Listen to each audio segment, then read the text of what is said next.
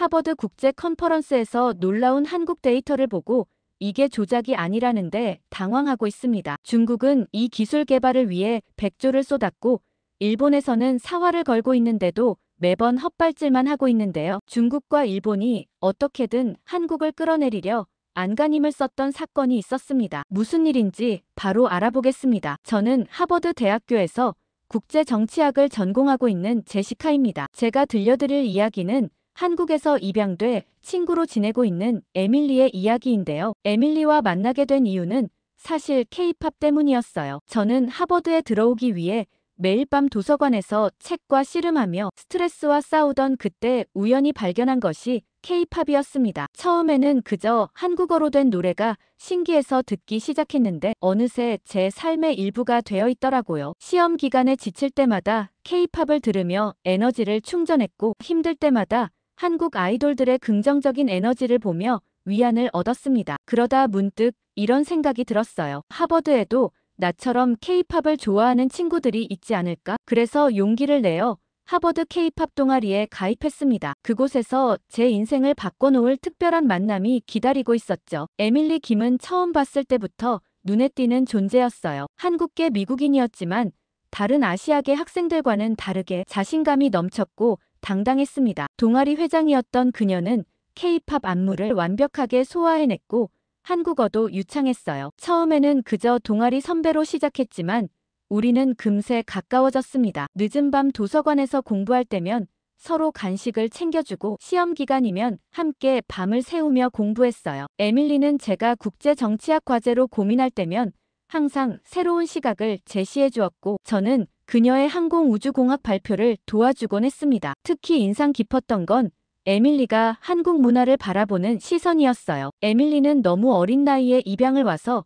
사실 한국에 대해 잘 모르지만 에밀리는 단순히 K-팝이나 드라마를 좋아하는 것을 넘어서 한국의 역사와 문화 전반에 대한 깊은 이해를 가지고 있었습니다. 그녀와 이야기를 나눌 때면 마치 한국 문화의 새로운 면을 발견하는 것 같았어요. 우리는 자주 하버드 광장의 카페에 앉아 밤늦게까지 이야기를 나누곤 했습니다. 때로는 한국의 급속한 경제 성장에 대해 토론하기도 하고 때로는 K-팝의 세계적인 성공 비결에 대해 분석하기도 했어요. 그렇게 우리는 단순한 동아리 선후배 사이를 넘어 진정한 친구가 되었습니다. 그러다 에밀리에게 매우 큰 기회가 왔어요. 국제안보 컨퍼런스에 발표자로 나서게 되었거든요. 워낙 똑똑한 친구라 여러 활동을 많이 했지만 그 중에서도 이건 특별한 자리였습니다. 발표 하루 전날 시계가 어느덧 자정을 향해 달려가고 있을 무렵이었어요. 케네디 스쿨의 복도는 깊어가는 밤처럼 고요했지만 한 연구실만은 불빛이 환하게 비치고 있었죠. 에밀리의 연구실이었습니다. 사실 이 발표는 에밀리에게 무척 특별한 의미를 가지고 있었습니다. MIT와의 공동 연구 결과를 처음으로 공개하는 자리이기도 했지만 그보다 더 중요한 것은 자신의 뿌리인 한국의 기술력을 세계 최고의 석학들 앞에서 증명할 수 있는 기회였기 때문이에요. 지난 6개월 동안 에밀리는 이 발표를 위해 모든 것을 바쳤습니다. 주말도 잊은 채 연구실에서 밤을 지새우는 일이 다반사였고 식사 시간조차 미루면서 자료를 분석했어요. 때로는 제가 억지로 끌고 나가 식사를 시켜야 할 정도였죠. 특히 컨퍼런스가 다가올수록 에밀리의 긴장감은 더욱 커져갔습니다. 세계 각국의 전문가들이 모이는 자리에서 자신의 연구 결과를 발표한다는 것은 분명 큰 부담이었을 거예요. 게다가 중국과 일본의 저명한 학자들도 참석한다는 소식을 들었을 때는 평소에 자신감 넘치던 에밀리도 잠시 주춤하는 모습을 보였죠. 하지만 그럴 때마다 에밀리는 자신의 연구실 벽에 걸린 사진들을 바라보며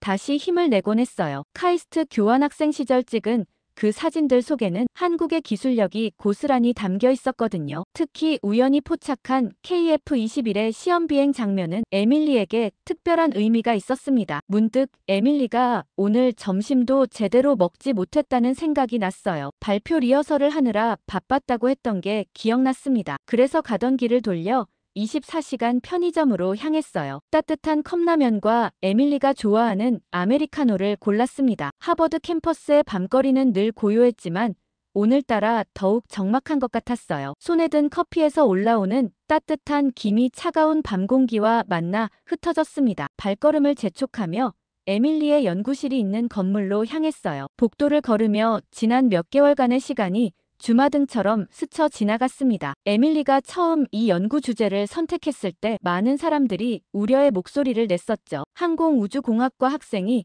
국제안보 컨퍼런스에서 발표를 한다는 것 자체가 이례적인 일이었으니까요. 하지만 에밀리는 자신만의 방식으로 모두를 설득해냈습니다. 기술적인 분석은 물론 역사적 맥락까지 완벽하게 준비했어요. MIT의 교수들도 그녀의 열정과 깊이 있는 연구에 감탄했다고 들었습니다. 연구실 문 앞에 다다르자 안에서 키보드 두드리는 소리가 희미하게 들렸어요. 그 소리를 들으니 괜스레 마음이 뭉클해졌습니다. 내일의 발표를 위해 혼자 밤늦게까지 준비하고 있을 친구를 생각하면서 조심스럽게 문을 두드렸어요. 연구실 문을 열자 지친 기색이 역력한 에밀리가 환하게 웃어주었어요. 야식을 꺼내놓자 에밀리는 너무 고마워했죠. 한참 야식을 먹다 갑자기 자신의 카이스트 교환학생 시절 이야기를 들려주기 시작했습니다. 에밀리는 한국에서 보낸 시간들이 자신의 인생을 완전히 바꿔놓았다고 했어요. 특히 대전에 있는 카이스트 캠퍼스에서 우연히 목격했던 KF-21의 시험 비행 장면은 절대 잊을 수 없는 순간이라고 했습니다. 그날은 평범한 봄날이었다고 해요. 도서관에서 공부를 마치고 기숙사로 돌아가는 길이었는데 갑자기 하늘에서 굉음이 들려왔다고 합니다. 고개를 들어보니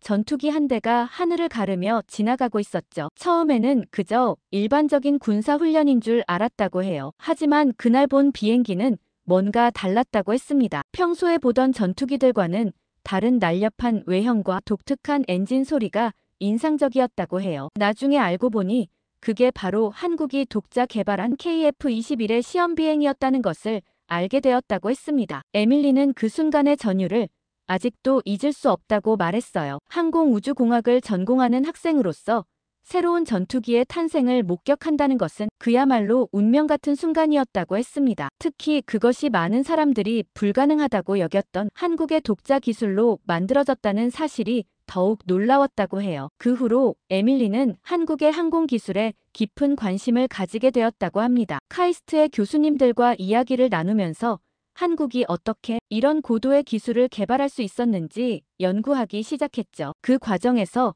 한국만의 특별한 기술 개발 문화와 끈질긴 도전 정신을 발견했다고 했어요. 특히 인상 깊었던 것은 한국 엔지니어들의 열정이었다고 합니다. 밤낮 없이 연구에 매진하는 모습과 불가능을 가능으로 만들어내는 집념, 그리고 무엇보다 자신들의 기술에 대한 자부심이 대단했다고 해요. 그렇게 시작된 연구가 결국 내일 있을 컨퍼런스의 발표 주제가 되었다고 했습니다. 에밀리는 말하면서도 눈이 반짝였어요. 마치 그날의 전투기처럼 한국의 기술력도 이제는 세계의 하늘을 향해 날아오르고 있다고 했죠. 에밀리의 이야기를 들으며 저는 그녀가 왜 이토록 열정적으로 발표를 준비했는지 이해할 수 있었습니다. 이것은 단순한 학술 발표가 아니라 자신이 직접 목격하고 경험한 한국 기술의 저력을 전 세계에 알리는 소중한 기회였던 거예요. 컵라면을 먹으며 이야기를 들려주던 에밀리의 눈빛은 피곤해 보였지만 여전히 열정으로 가득했습니다. 내일의 발표가 더욱 기대되는 순간이었죠. 다음 날 하버드 케네디 스쿨 메인홀은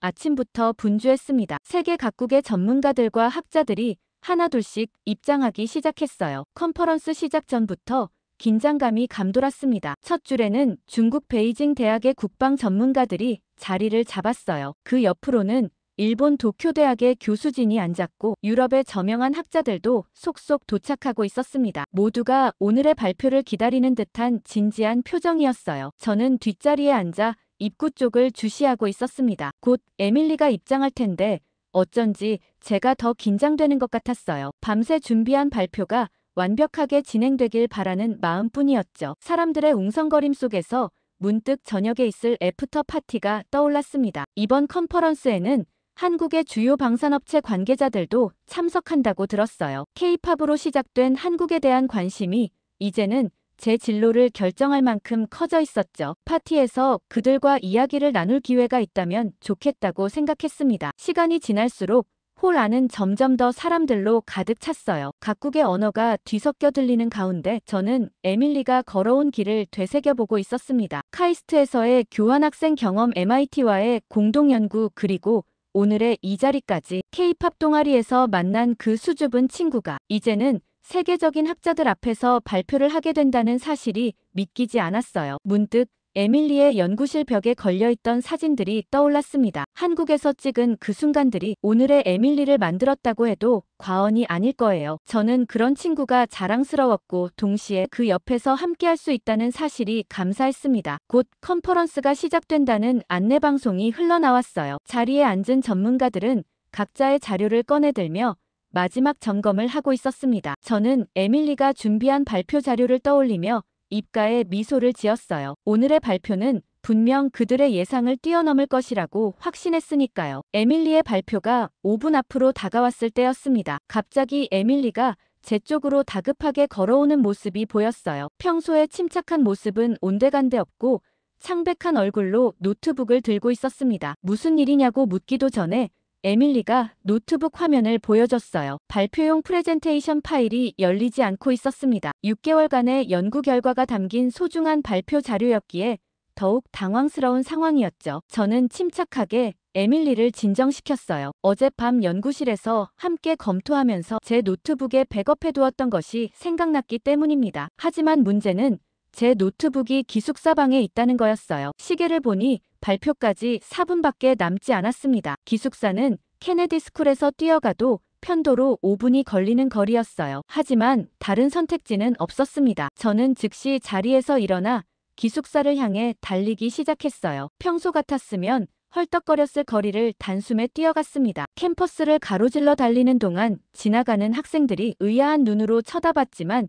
신경 쓸 겨를이 없었어요. 에밀리의 발표는 단순한 학술 발표가 아닌 그녀의 꿈이자 열정이었으니까요. 기숙사방에 도착해서 노트북을 찾는 순간에도 초조함은 계속됐습니다. 어젯밤 어디에 두었는지 기억이 나지 않았어요. 방을 뒤지기 시작한 지 30초쯤 지났을 때 책상 아래에서 노트북을 발견했습니다. 다시 케네디 스쿨로 달려가는 동안 머릿속으로는 파일이 제대로 저장되어 있기를 기도했어요. 홀에 도착했을 때는 이미 진행자가 다음 발표자를 소개하기 시작한 후였습니다. 다행히 에밀리의 차례까지는 아직 한 명의 발표가 남아 있었어요. 숨을 고르며 에밀리에게 노트북을 건넸습니다. 파일을 열어보는 순간 우리 둘 다 안도의 한숨을 내쉬었어요. 모든 자료가 완벽하게 저장되어 있었기 때문입니다. 발표 직전의 위기는 그렇게 끝이 났지만 아직도 그때를 생각하면 등줄기가 서늘해지는 것 같아요. 에밀리는 제게 고맙다는 말을 전하고 발표 준비를 위해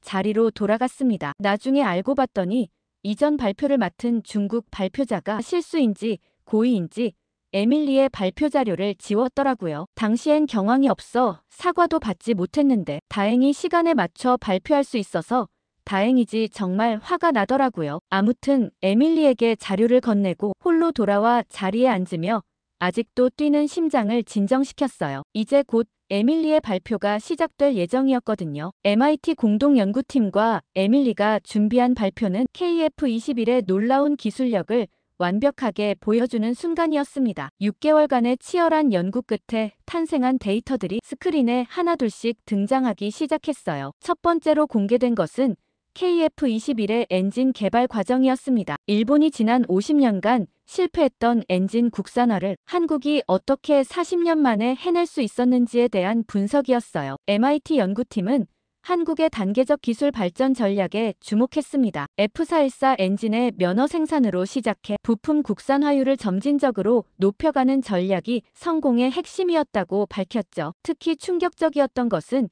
KF21의 실제 성능 데이터였어요. 제네럴 일렉트릭의 F414 엔진을 기반으로 개발된 엔진은 놀라운 성능을 보여주었습니다. 블록 1단계에서 이미 국산화율 10%를 달성했고 2030년까지 70% 이상의 국산화를 목표로 하고 있다는 사실에 청중들은 놀라움을 감추지 못했어요. 더욱 인상적인 것은 실전 운용 능력이었습니다. KF21은 블록 3개발이 완료되면 5세대 전투기급의 성능을 갖추게 될 거라는 연구 결과가 공개됐어요. 현재 4.5세대인 블록 1도 이미 놀라운 수준이었죠. 스텔스 성능은 물론이고 전자전 능력까지 세계 최고 수준이라는 평가가 나왔습니다. MIT 연구진들은 특히 한국의 빠른 기술 발전 속도에 주목했어요. 다른 나라들이 100년 넘게 걸려 이룬 발전을 한국은 40년 만에 달성했다는 점을 강조했습니다. 이는 단순한 기술의 모방이 아닌 완전히 새로운 혁신이었다는 분석이 나왔죠. 청중석에서는 놀라움의 탄성이 이어졌어요. 특히 중국과 일본의 전문가들은 자신들의 귀를 의심하는 듯 했습니다. 그들이 수십 년간 도전했지만 이루지 못했던 기술적 혁신을 한국이 이뤄냈다는 사실이 믿기지 않는 듯 했어요. 에밀리의 발표는 계속 이어졌습니다. KF-21의 미래 발전 가능성에 대한 분석이 이어졌어요. 2045년경에는 완전한 국산 엔진 탑재가 가능할 것이며 이는 세계 항공 산업의 판도를 바꿀 수 있는 혁신이 될 것이라는 전망이 제시됐습니다. 저는 자리에 앉아 이 모든 순간을 지켜보며 가슴이 뭉클해졌어요. 에밀리가 자신의 뿌리인 한국의 기술력을 알리며 세계를 놀라게 하고 있으니까요. 에밀리의 발표가 막바지에 이르렀을 때였습니다. 청중석 뒤쪽에서 갑자기 한 손이 높이 올라갔어요. 베이징 대학에서 온 박사과정 학생이었습니다. 그는 자리에서 일어나자마자 에밀리의 연구 데이터가 조작된 것이라고 주장하기 시작했어요. 왕 학생은 중국의 J-20 스텔스 전투기 개발에 10년이 넘게 걸렸다는 점을 언급하며 한국이 이보다 짧은 기간에 더 뛰어난 성능의 전투기를 만들었다는 것은 불가능하다고 했습니다. 특히 엔진 국산화 데이터에 의문을 제기했어요. 하지만 에밀리는 전혀 동요하지 않았습니다. 오히려 예상했던 질문이라는 듯 차분하게 추가 자료들을 제시하기 시작했어요. 먼저 KF-21의 엔진 개발 과정을 단계별로 보여주었습니다. F414 엔진의 면허 생산부터 시작해 부품 국산화를 이뤄낸 과정을 상세히 설명했죠. 특히 인상적이었던 것은 실제 시험 비행 데이터였어요. 에밀리는 카이스트 교환학생 시절 직접 촬영했던 KF-21 시험 비행 영상을 공개했습니다. 영상 속 전투기의 기동성은 발표된 데이터와 정확히 일치했어요. MIT 연구팀의 검증 결과도 함께 제시되었죠. 왕 학생은 여전히 납득하지 못하겠다는 듯 J-20의 개발 과정을 다시 언급했습니다. 하지만 에밀리는 이번에는 더욱 강력한 반박을 내놓았어요. 중국과 일본이 실패했던 이유를 정확히 짚어내기 시작했습니다. 에밀리는 두 나라가 서구의 기술을 모방하는데 집중했다면 한국은 처음부터 독자적인 개발을 목표로 했다는 점을 강조했어요. 특히 한국의 단계적 기술 발전 전략이 얼마나 효율적이었는지 수치로 증명했습니다. 청중들은 이제 왕 학생이 아닌 에밀리의 설명에 집중하기 시작했어요. 특히 로키드 마틴의 전직 엔지니어였던 한 교수는 고개를 끄덕이며 에밀리의 분석에 동의를 표했습니다. 결정적인 순간은 에밀리가 실제 엔진 부품의 3D 스캔 데이터를 보여줬을 때였어요. MIT 연구팀과 함께 분석한 이 데이터는 한국의 기술력이 이미 세계 최고 수준에 도달했다는 것을 증명하고 있었습니다. 왕 학생은 더 이상 반박하지 못했어요. 오히려 자리에 앉으며 무언가를 열심히 메모하기 시작했습니다. 뭘 하나 싶어 유심히 지켜봤더니 녹음도 한 것 같더라고요. 어떻게든 에밀리가 발표한 자료를 하나라도 놓치지 않으려고 하는 듯한 느낌이 들었죠. 저는 그 순간 에밀리가 얼마나 철저하게 이 발표를 준비했는지 다시 한번 느낄 수 있었습니다. 밤새워 준비한 모든 자료들이 이런 순간을 위한 것이었다는 걸 이제야 알 수 있었어요. 중국 학생의 반박이 가라앉자마자 이번에는 도쿄대학의 히사이토 학생이 자리에서 벌떡 일어났습니다. 그의 얼굴은 상기되어 있었고 목소리에는 날이 서 있었어요. 일본이 50년간 시도했지만 실패한 기술을 한국이 독자적으로 개발했다는 주장은 받아들일 수 없다며 단호하게 말했습니다. 히사이토 학생은 특히 엔진 개발에 대해 날카로운 질문을 던졌어요. 서방의 기술 없이는 불가능한 수준이라며 F414 엔진의 모방에 불과하다고 주장했습니다. 그가 말을 이어갈수록 일본 측 교수진들의 고개가 끄덕여졌고 중국 측 인사들의 표정도 밝아져갔어요. 컨퍼런스장의 공기는 순식간에 달라졌습니다. 아까까지만 해도 진지하게 데이터를 검토하던 분위기는 온데간데 없이 사라졌어요. 일본과 중국 측 참석자들은 서로 눈빛을 주고받으며 동조하는 모습을 보였고 서구권 학자들은 상황을 예의주시하는 듯 했습니다. 하지만 에밀리는 흔들리지 않았어요. 오히려 더욱 차분한 목소리로 자료를 하나씩 제시해 나갔습니다. KF-21 엔진의 독자적인 설계 과정을 처음부터 끝까지 보여주기 시작했어요. 특히 일본과 완전히 다른 한국만의 개발 방식에 주목해달라고 했습니다. 에밀리의 설명은 논리적이고 체계적이었어요. 일본이 실패한 근본적인 이유를 정확히 짚어냈습니다. 일본은 처음부터 완벽한 독자 개발을 목표로 했기 때문에 실패할 수밖에 없었다는 거예요. 반면 한국은 면허 생산으로 시작해 부품 국산화율을 점진적으로 높여가는 현실적인 전략을 선택했고 이것이 성공의 비결이었다고 설명했습니다. 히사이토는 이번에는 더욱 격앙된 모습을 보였어요. 자리에서 벌떡 일어나 한국의 기술력으로는 절대 불가능한 일이라며 목소리를 높였습니다. 그의 언성이 높아질수록 컨퍼런스장의 분위기는 더욱 과열되어 갔어요. 청중석에서는 이제 여기저기서 술렁이는 소리가 들리기 시작했습니다. 일부 참석자들은 히사이토의 주장에 동조하며 고개를 끄덕였고 또 다른 이들은 에밀리의 분석에 신뢰를 보내며 지지를 표했어요. 학술적 토론의 장이었던 컨퍼런스는 점점 격한 논쟁의 장으로 변해가고 있었습니다. 상황이 점점 통제를 벗어나려는 그때였어요. 앞줄에 앉아있던 백발의 노 교수가 천천히 자리에서 일어났습니다. 그의 등장과 함께 컨퍼런스장은 순식간에 조용해졌어요. 모든 사람의 시선이 자연스럽게 그에게 집중되었습니다. 마치 폭풍우 치는 바다에 잔잔한 물결이 퍼져나가듯 노 교수의 존재감은 컨퍼런스장 전체를 압도했어요. 그의 한 걸음 한 걸음은 무게감이 있었고 청중들은 그가 어떤 말을 할지 숨죽이며 기다리고 있었습니다. 이제 컨퍼런스의 분위기는 완전히 달라질 것 같았어요. 히사이토의 얼굴은 긴장감으로 굳어 있었고 에밀리는 평온한 표정을 유지한 채 노 교수를 바라보고 있었습니다. 노 교수가 자리에서 일어나자 그의 정체가 밝혀졌습니다. 록히드 마틴에서 30년간 F-35 개발을 주도했던 수석 엔지니어 마이클 톰슨 교수였어요. 그의 등장에 컨퍼런스장은 완전히 침묵에 빠졌습니다. 톰슨 교수는 천천히 마이크 앞으로 걸어갔어요. 그는 에밀리의 발표 데이터를 하나하나 검토하기 시작했습니다. KF-21의 엔진 개발 과정부터 시작해서 부품 국산화율 단계별 계획까지 모든 것을 꼼꼼히 살펴보았어요. 특히 주목할 만한 것은 KF-21의 엔진 성능이었습니다. F-35 개발에 참여했던 그가 보기에도 한국의 기술력은 놀라운 수준이었어요. 블록 1단계에서 이미 10%의 국산화를 달성했고 2030년까지 70% 이상으로 끌어올린다는 계획이 충분히 실현 가능하다고 평가했습니다. 톰슨 교수는 한국의 단계적 개발 전략을 높이 평가했어요. 그는 F-35 개발 과정에서도 이러한 방식이 효과적이었다고 말했습니다. 처음부터 완벽을 추구하기보다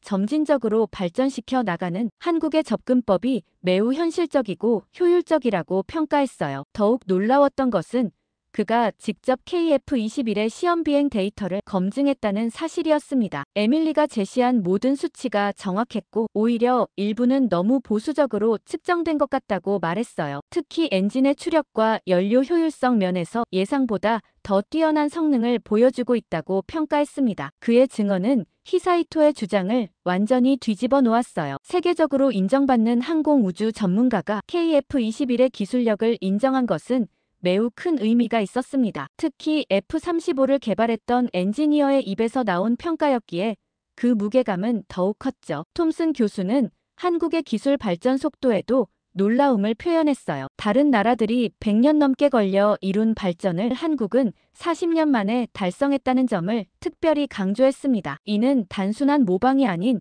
혁신적인 접근법 덕분이었다고 평가했어요. 컨퍼런스장의 분위기는 완전히 바뀌었습니다. 아까까지 의심의 눈초리를 보내던 참석자들도 이제는 에밀리의 발표 내용을 진지하게 다시 검토하기 시작했어요. 특히 중국과 일본 측 전문가들의 표정이 굳어져 있었습니다. 톰슨 교수의 검증으로 KF-21 데이터의 신뢰성은 완벽하게 입증되었어요. 이제는 누구도 한국의 기술력을 의심할 수 없게 되었습니다. 저는 에밀리를 바라보며 작은 미소를 지었어요. 그녀의 연구가 세계적 권위자의 인정을 받는 순간이었기 때문입니다. 톰슨 교수의 증언 이후 에밀리는 자신의 결정적인 자료들을 공개하기 시작했습니다. 스크린에는 세계 각국의 항공기 개발 타임라인이 나타났어요. 미국이 100년, 영국이 98년, 프랑스가 95년 걸린 반면 한국은 단 40년 만에 독자 개발에 성공했다는 충격적인 데이터였습니다. 에밀리는 이 놀라운 속도의 비결을 분석하기 시작했어요. 다른 나라들이 기초기술부터 하나씩 쌓아 올렸다면 한국은 처음부터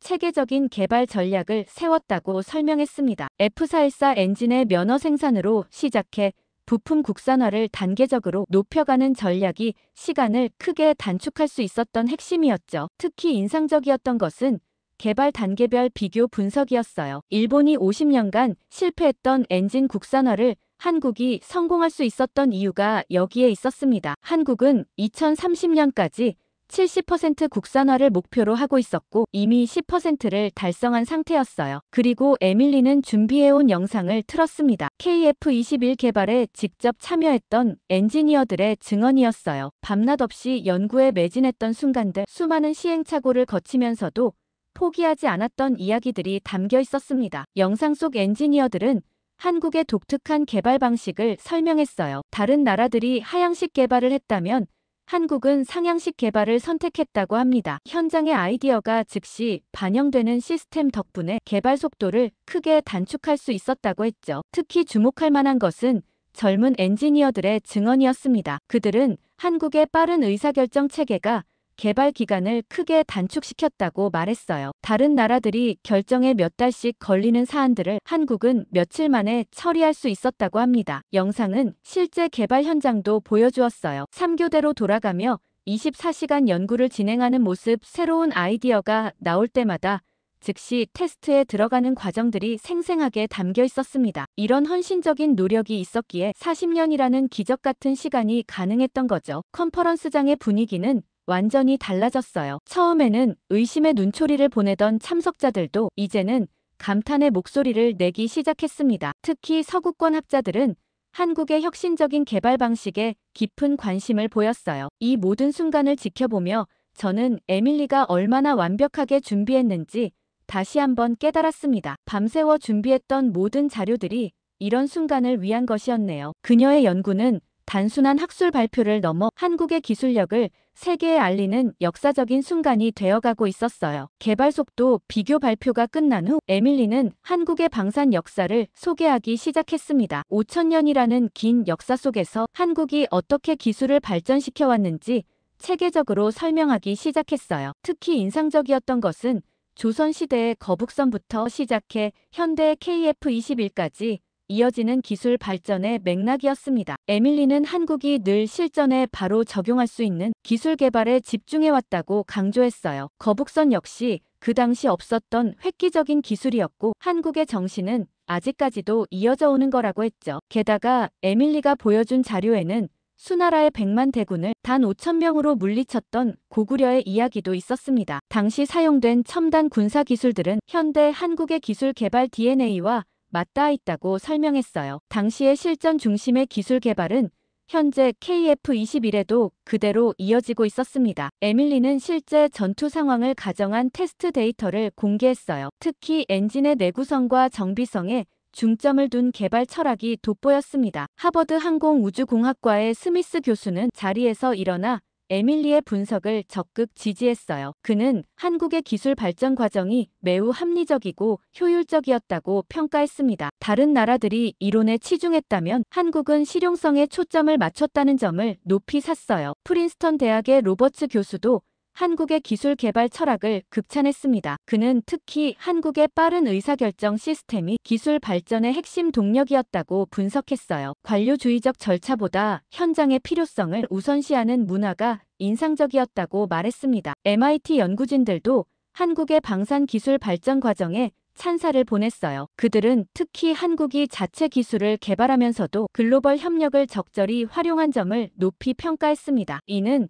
다른 개발 도상국들이 본받아야 할 모델이라고 강조했어요. 청중석의 분위기는 완전히 바뀌어 있었습니다. 처음에는 의심의 눈초리를 보내던 사람들도 이제는 깊은 관심을 보이며 메모를 하기 시작했어요. 특히 개발 도상국 출신의 연구자들은 한국의 사례를 열심히 기록하고 있었습니다. 컨퍼런스장은 이제 학문적 토론의 장으로 돌아왔어요. 감정적인 논쟁은 사라지고 건설적인 질문과 답변이 오가기 시작했습니다. 에밀리의 발표는 한국의 기술력을 세계에 알리는 역사적인 순간이 되어가고 있었어요. 저는 자리에서 에밀리를 바라보며 가슴이 뭉클해졌습니다. K-팝으로 시작된 우리의 우정이 이렇게 특별한 순간을 만들어낼 줄은 몰랐어요. 그녀의 연구는 단순한 학술 발표를 넘어 한국의 저력을 세계에 알리는 소중한 계기가 되었습니다. 에밀리의 발표가 마무리되어갈 무렵 그녀는 단상에서 여유로운 미소를 지었습니다. 아까와는 달리 이제 컨퍼런스장은 완전히 그녀의 편이 되어 있었어요. 에밀리는 혹시 더 궁금한 점이 있으신지 물었습니다. 처음에 그토록 거세게 반박하던 중국과 일본 측 인사들의 자리가